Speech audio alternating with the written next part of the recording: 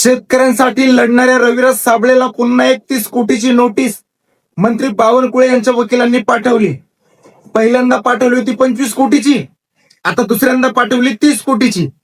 25 अधिक 30 बरोबर 55. एक सर्वसामान्य मुलाला, एका शेतकरी कुटुंबामध्ये जन्म घेतलेल्या मुलाला एका मंत्र्यानं एवढ्या कोट्यांच्या नोटिसा पाठवणं हे कितपत योग्य आहे, हा मला पडतोय प्रश्न. आता दुसरी गोष्ट, 55 कोटी या रविराज साबळेने कधी ऐकले पण नसतील.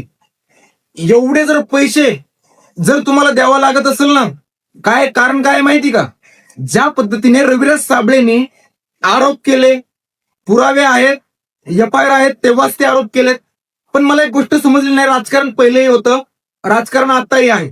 पण पहिले जे राजकारणी होते ना, जेव्हा त्यांच्यावर आरोप व्हायचे, टीका व्हायचे ना, तेव्हा ते राजकारणी प्रश्न विचारणाऱ्यांचे, आरोप करणाऱ्यांचे, जे लोक आपल्यावर टीका करतात त्यांचे आवाज दाबत नव्हते. जे प्रश्न विचारत आहेत, जे आरोप आपल्यावर लागत आहेत, ज्या टीका आपल्यावर होत आहेत ना, त्यांचे उत्तर द्यायचे असे पहिले राजकारणी होते. आताचे राजकारणी एवढ्या नीच, एवढ्या गलिच्छ राजकारण करून ठेवलंय ना आपल्या महाराष्ट्र राज्याचं. एक तर टीका तर कुणाला सहन होतच नाही, त्यांचं तर सोडा. जे नेत्याला बाप मानणारे लोक असतात ना, त्यांना सुद्धा राग येतो. पण सर्वसामान्याचे प्रश्न जेव्हा आम्ही तुम्हाला विचारतो ना, तेव्हा तुमचा अधिकार आहे ना. आम्ही मतदान तुम्हाला केलं, सत्तेत बसवलं, कशासाठी? आमचे प्रॉब्लेम सॉल्व्ह करण्यासाठी.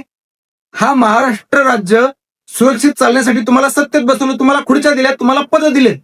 मग तुमचं कर्तव्य बनतं, जेव्हा तुमच्यावर कुणी आरोप करतंय, तुमच्यावर कुणी टीका करतंय, जेव्हा तुमच्यावर तुम्हाला कुणी प्रश्न विचारतंय ना, तुम्ही त्याचं उत्तर द्या ना.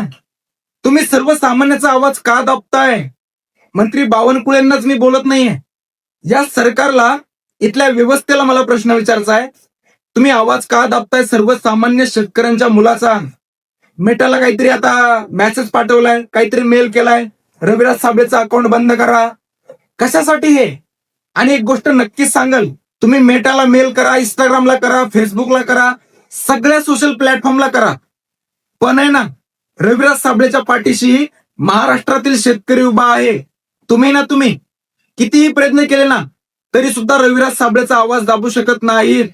सर्वसामान्य शेतकऱ्यांसाठी लढणारा तो पोरगा, तुम्ही कसं काय त्याचा आवाज दाबू शकता? अरे जर त्यांनी तुमच्यावर आरोप केले, त्याचं उत्तर द्या, त्याच्या प्रश्नांची उत्तरं द्या.